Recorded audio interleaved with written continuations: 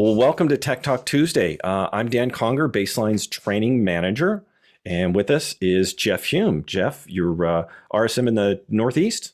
I am the RSM for the Northeast region from Michigan East down to Washington, D.C. Beautiful, fantastic.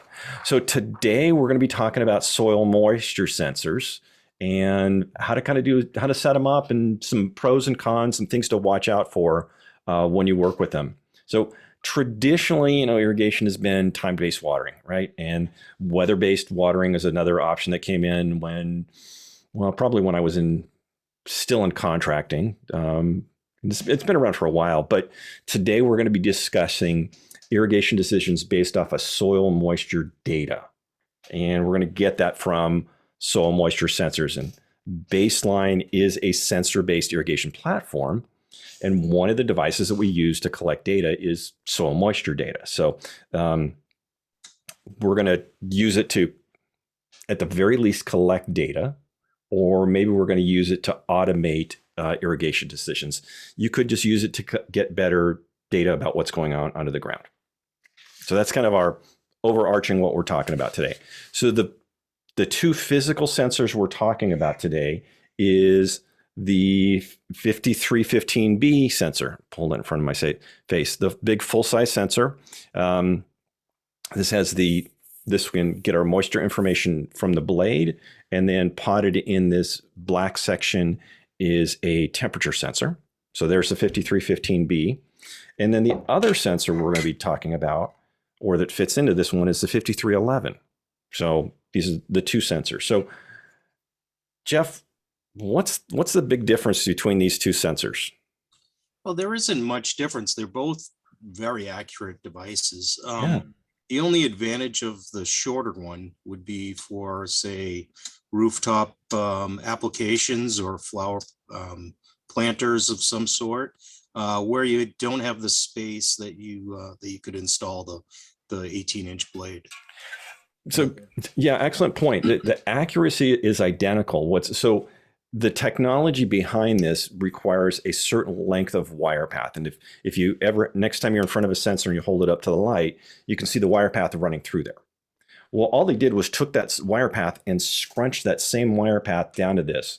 So they used the exact same algorithm, the exact same information, get it the right way, that comes out of this one. It's just scrunched down. So to your point, this really, the only reason to use one or the other is what's going to fit. Where are you using this?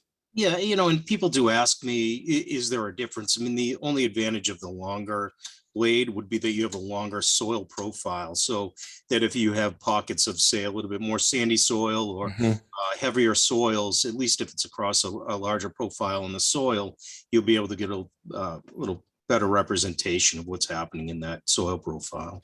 Right. So if you can use the larger sensor, if it'll fit in your application, you're probably going to get a slightly more accurate, at least on the scientific level, accurate moisture content, a better representation, but really where it fits. And I suspect the price point is dang similar. Yeah. Yes. Right. Yeah. What was kind of nice is that pricing isn't in my training world. So I know that's all your world. So really where it fits, they're going to just as accurate. Okay. So either one of them. So I've got a project and I need to install some soil moisture sensors. How many sensors do you want to install in a project? So there's how many do you want to, and then what have you seen on projects that you've worked with as far as how many sensors people have put in? What can you tell us about that? Yeah, so Dan, I mean, it depends on the property and what's going on the site. Is it a tall building where there's a lot of shade and that you may not get an accurate representation if you just place it in one side of the building? Are there different plant requirements? Do you have a lot of turf? Do you have a lot of drip zones? Do you have a lot of just trees? So really it depends on kind of what the landscape plan looks like. So one thing about our technology is it's scalable. Everything attaches to, if you're using a 2-wire system, everything attached to the 2-wire system. So, you could start off with just a few, see if that's giving you enough data, if that's enough that you can react to the different conditions on site. And if it can't, it's totally scalable. On a 3200, you can have up to 25 moisture sensors, and on the 1000, you can have up to 20. So, I wouldn't say you want to max out all the time, but sometimes the conditions do require that. So, Sure. I know in training I ran into somebody that was in a tree nursery and they grew trees and they had a soil sensor in each type of tree. So they had one in the poplars, one in the pines, one in the, the sycamores, et cetera, all the way through. So they each type of tree had its own sensor. And he would run out of 25 sensors and then install another clock just so he could get more sensors. Extreme example, but he was, I think if in the grand picture is cover your microclimates. And if you don't have many microclimates, turf, it's probably more watering how you would water the turf. Maybe it's not all turf, but you might do sports turf and practice turf. Those might be two separate sensors. Now, something else that you mentioned, you said connect to the 2-wire path. So does that mean that I can't connect to conventional wire? How does that fit in? no, you can connect over existing wires. You can up to 2 per 12 zones. So each one of the, right there, Dan's holding up a 24 zone. So I've got a 12 and a 12. You're right. Yeah. So that's the retrofit board that fits in the 3200. And as long as you're on the first and second terminal strip on each of the 12 terminal strips, you can attach the moisture sensors to those zones over their existing wires. So you don't have to run an additional 2-wire path. You can use the existing wiring network that's out there. Yeah, it's one of the few times where we'll actually run sensor information over existing wire. Everything else is going to be 2-wire. So looking at the chat, I see Wes put in a good comment about using one sensor over the other, the short versus the long. And he says the longer blade works well if you're using it as a level indicator in a cistern. Now, right now we're talking about soil and managing landscapes, but what Wes is talking about is I can actually take the sensor, turn it horizontal and use it as a water sensor level, and I can get 15, 16 inches of variation on there. So yeah, that definitely would be better if I'm using it. Now, I could do the same thing with this one. I could turn it vertically, but I only get, three inches of variation, which isn't a whole lot. But maybe that could work. I could see this in maybe a hydroponic growing situation. There are some growers that's kind of very high need, right? To know that have a 1/2 inch variation. That might be better for that. Beautiful. Okay, so somewhere between 1 and 20 sensors, 1 and 25 sensors, but I like your idea. Let's start small, add more in as we go along. Let's talk about where to place them within the landscape. So I'm going to start off by saying it's always easier to tell you where not to put your sensor. And what I mean, don't put it here, don't put it there. And specifically, you need to put it in a representative area because we're going to use one sensor to influence multiple other zones or to collect data on other areas. So I'm going to say, don't put it in a overly wet area. Don't put it in a drainage swale where it's going to collect water. Don't put it next to the drinking fountain. Don't put it in a footpath. Okay. So the don'ts are easier to say. Generally, an average area is kind of your idea. So you had some other thoughts on that as well. Well, yeah, and you want to make sure you're in the middle of a zone, so so that all the irrigation is coming from one zone. So all the sprinklers within a zone or drip within a zone are influencing what's happening with that moisture sensor. I've had other people that have thought that it should be between zones, but really that would be very difficult to read because it's going to be receiving water from 2 separate zones, and you might have separate run times. So it's really going to throw off the whole algorithm that the controller is doing with the primary and linked zones that you're setting up in the program.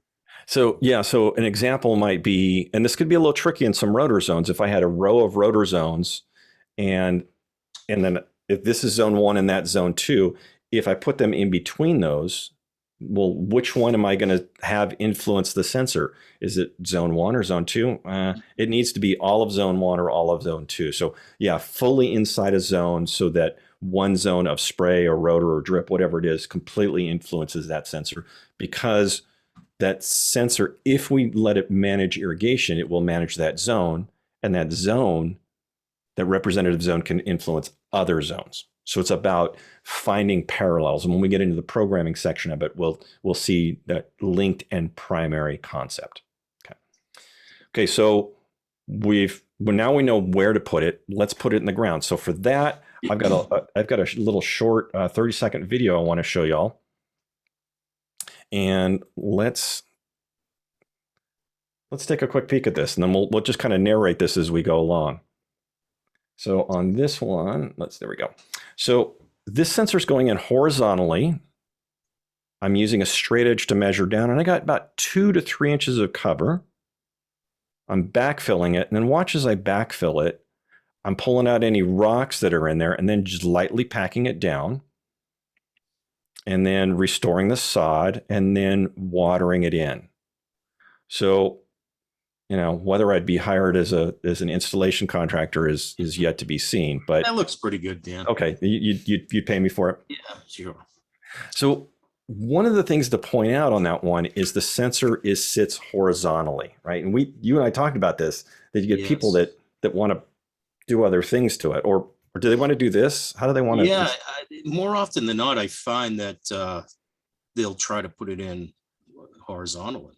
Yeah, and what happens here is it collects water on the top and it's dry on the bottom.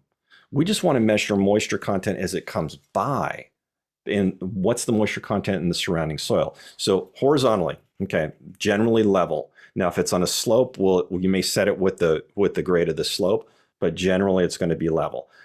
There are a few circumstances where you want to measure a deeper profile and you might angle it. So now I'm measuring from this level to up here.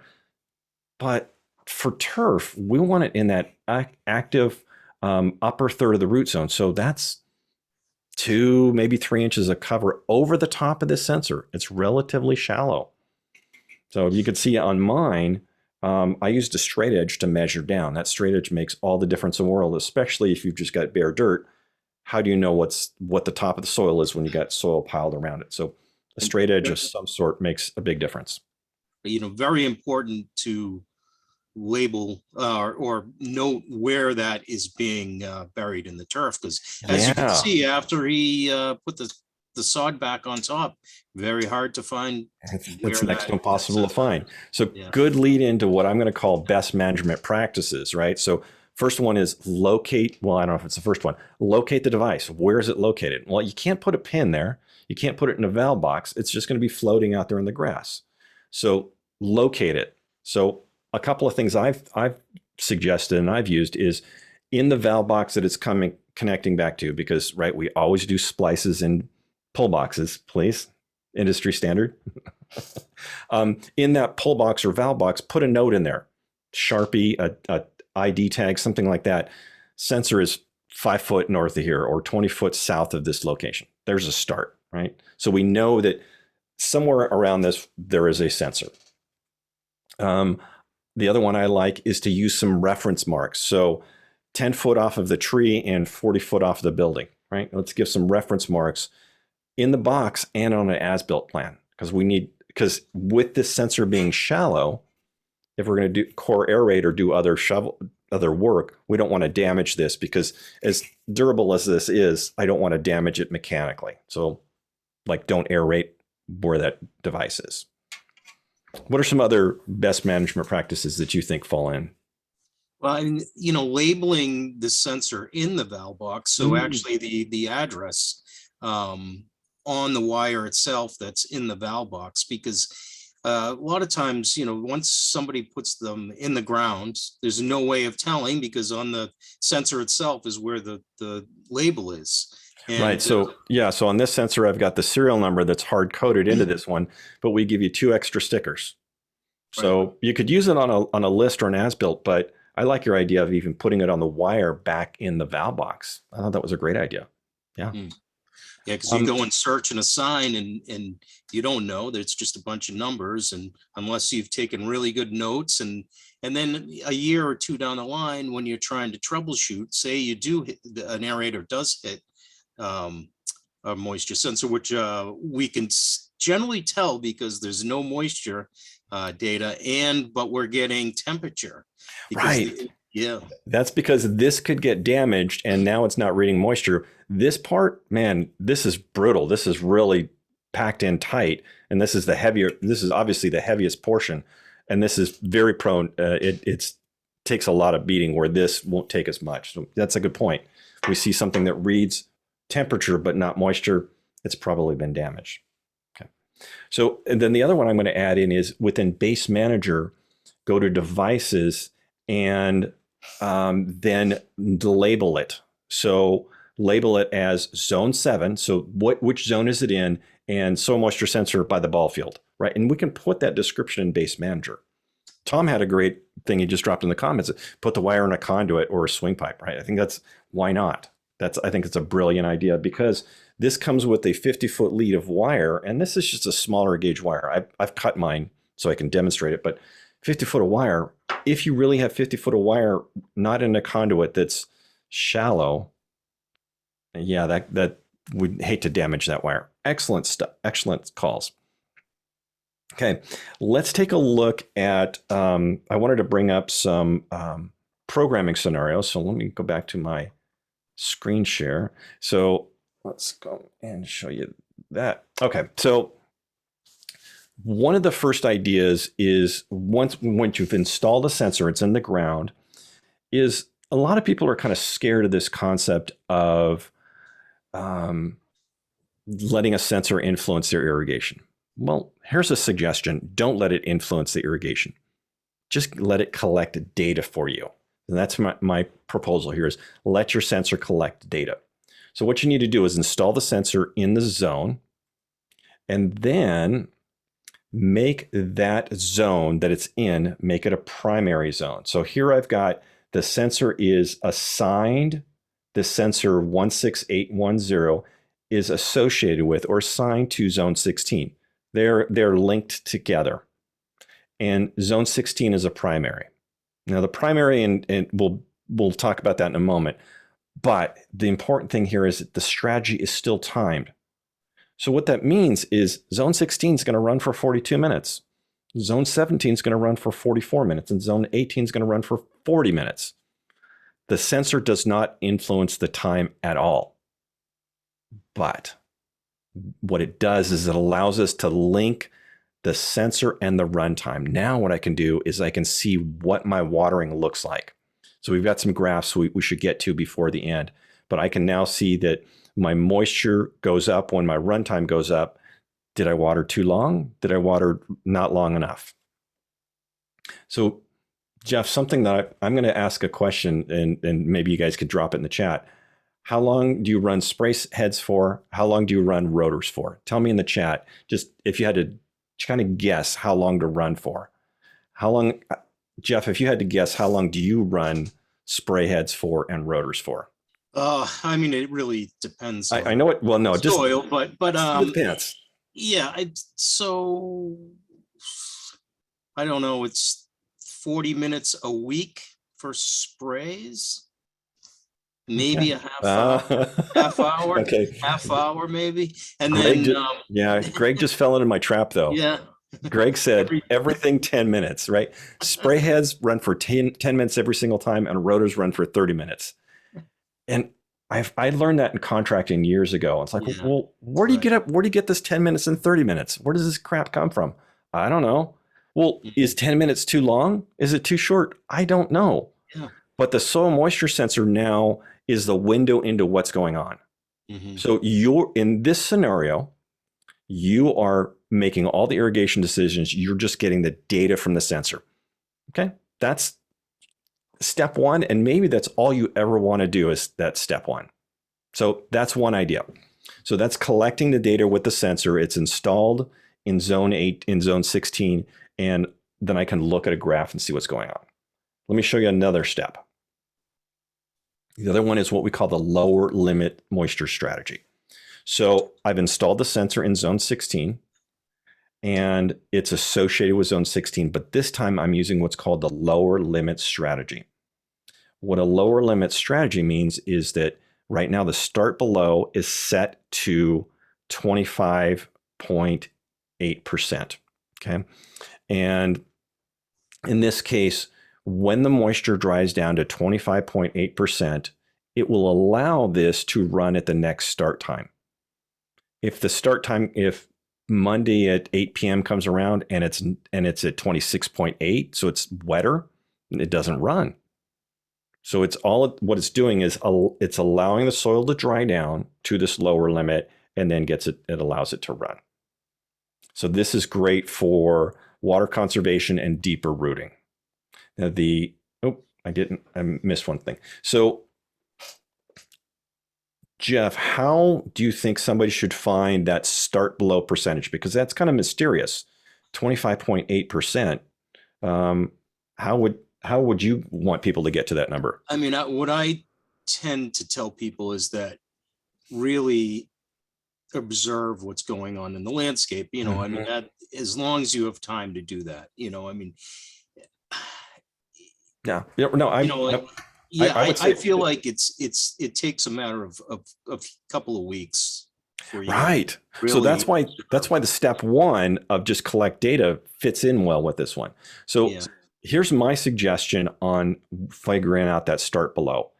We'll look at calibration in a minute. That's off to the right. Calibration would allow the zone to become saturated to figure out where field capacity is, how much water the soil can hold before gravity pulls it off. Okay. But that's one way to do it. Another way to do it is to use what many of us have done is our observations, right? Our eyes, our senses. And if you walk out to let's call this turf. You walk out because this is a big rotor turf. You walk out to the turf and it's starting to stress and it's 25.8%. Every time it's starting to stress, it will be 25.8%. It was 100% replicable. Now, 25.8, does that work for your soil or my soil? Who knows? Completely different for every soil type. So that number could be all over the place. So never use my number. Always use your number. So go out there and check and see what it is. Now, if you also see, I have the current moisture content of 21.3. It's a little skewed because my controller was in test mode, so I don't have real moisture content. But you can see what your moisture content is and use that to figure out your start below. And as you become more familiar with reading the charts and graphs, you can make some pretty good decision making on so it's you can always back off. I guess if you want to be conservative, you could say, okay, I want to be up at 26%, and then you slowly start backing it off until you kind of see that you're almost getting to that wilting point. So nice. That's good too. Yeah. So the other one to look at is the mode is still primary, but now zone 17 and 18 are linked to whatever 16 does. So 16 is influenced by the sensor, 17 is influenced by 16. So now I could link multiple zones together. Okay, so this is that primary and linked and bringing the soil moisture sensor in. One last strategy to look at, okay, is what we call the upper limit strategy. And the upper limit strategy is the other end of it. An upper limit strategy is going to fill up the soil profile every opportunity it has. So we've installed the sensor, just like we did. It's now associated with zone 16. We've got the primary and linked, just like we did before. But now we've got the stop above 29.1%. So when it hits, the irrigation will run up to 42 minutes. Now, what I failed to do is failed to set the cycle and soak time, which is really important. As it fills up the soil profile to field capacity, which is 29.1% for my soil type, it will stop when it reaches that number. It won't ever overwater, but it will fill up every time. So a upper limit strategy will fit really well with water restrictions or for soils that don't hold moisture well, like a green wall and green roof. Now, is that what you've seen with your customers, green walls and green roofs? Yeah, I would say so. I mean, I think that's probably more where the upper limit, I would say it's more of an advanced strategy as well. So Agreed. as you become more familiar with the technology and you can read the graphs and charts and understand the property and the soil structure, then I think you can start looking at using an upper limit Now, I strategy. did I did run into a contractor in training last month that said um, during his maintenance period, so he's installed plant material and he's responsible for managing irrigation. He doesn't want plant material to die. And when I was a contractor, we just overwatered everything because we didn't want anything to die. Well, if he used an upper limit, he's going to keep the soil moist, but he's not going to overwater. So that's why he used upper limit. And I thought it was an interesting idea. But to your point, most people use lower limit if they're going to use that. I would say so. Yeah. Yeah. So, backing up. And the way we figured that 29.1% was we actually did need to calibrate it once to come up with field capacity. So one time we're going to let it do it and figure it out. I can't guess on that one. Okay. So I was good. I was worried we weren't going to have time to get to these graphs. So we've got 3 graphs to look at, and then we'll be done for the day. So here's a graph on the lower limit strategy. And the red line is showing about 20.2% dry down. So every time the moisture dries down below 22.2% or 20.2%, pardon me, it's ready to run. So if we look that from May 5th to May 16th, there's about 10 days, and it didn't need it. It took a long time to dry down, but then the next period was 8 days and the next period was 5 days. Well, what changed? Why did the frequency tighten up? Any clues on that one, Jeff? I would say it doesn't look like we had rainfall. It No, looks no like maybe it rainfall. was temperature related. Yeah, the clue is on the dates on the bottom. Hmm. It's May into June. The summer's coming on. Yeah, it's Yeah, so temperature. The days are getting hot. There's more solar radiation, and yeah, they may have even said this controller could run every single day. right. I don't have that data, but um, It, every but it only ran on the days that it needed to, and when it did, it ran for 75 minutes, probably 25, 25, 25 is my guess on this one. yeah. So there's your true ET Yeah, rate right there. yeah. Yeah. On Yeah. site. Yeah. Okay, so then the other one, here's the upper limit strategy.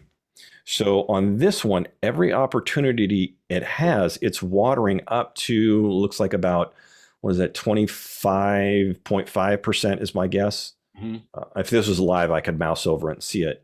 And there's a pattern here, and it took me a while to see a pattern. There's 3 days in a row and then 2 off, or 3 on, off, and then 2 off. It's a Monday, Wednesday, Friday, no water, Saturday, Sunday, Monday, Wednesday. So every Monday, every Wednesday, every Friday, it does water, but the run times vary because it fills up the soil profile sometimes with just 11 minutes. So this is where the cycle and soak is really important, is those 11 minutes, it only did 2 cycles or whatever it is, a portion of it. It didn't water the entire 22 minutes. So cycle and soak is really important on upper limit. And then you mentioned rain. I thought this came from you. This is your graph. Yes. What I like about this one is the blue bars are showing run times. So that's from the zone. The green is showing the moisture content, and those light blue bars are showing the rain. Now this came from our rain catch, our precip sensor. Do you want to tell us a little bit about this? Yeah, so this is last summer at my house. And so as you can see, in August, I irrigated 1, 2, 3, 4, 6 days. Is that what it was? Mm, yeah. Yeah, 6 days. We had and as you can see, we had periodic rainfall that prevented the irrigation from coming on. So in conjunction with our precip sensor, the tipping rain bucket, we're able to really reduce our watering times by having real on-site data, rain data. So if you didn't have the precip sensor, you would just see this spike here without the blue runtime, and you wouldn't see these 2 bars. But this is now giving us the sensor data, the rain data, but normally we would just see a spike without a runtime, and that would indicate rain. So yeah, we having this graphing, even if you make 100% of your own irrigation decisions, having this graph data really allows you to improve your management decisions. That 10 minutes and 30 minutes, maybe it's spot on, maybe it's a bunch of crap. Who knows? Okay, so I'm going to answer one or two questions, and then we need to wrap up. Oh, Margaret had a good question. How long after watering do you wait for soil moisture? Excellent question, because if you had the heavier soil is, the longer it takes to penetrate, right? Cycle soak makes a big difference in give it. And the heavier soil, the more you need to allow it to soak in. Otherwise, it's just going to water again and you're going to get runoff. So cycle and soak with the heavier soils is really important. Okay. Wow. We burned through half an hour, Jeff. Wow. Yeah. Fantastic. Well, about this for days. Well, I want to thank you all for joining us. Next, when Chris and Andy are back, they're going to bring in soil moisture sensors, but I believe they're doing some green walls or green roofs. So they'll kind of be, I suspect they'll be looking at graphs again, but it's going to complement this. So if this was valuable to you, tune in and watch Chris and Andy on our next Tech Talk. So, hey, thank you all for joining us. Appreciate you. Jeff, appreciate your time. Yeah, thank you. Thanks, Dan. Thank you, everyone. Have a great week, everybody. Take care all.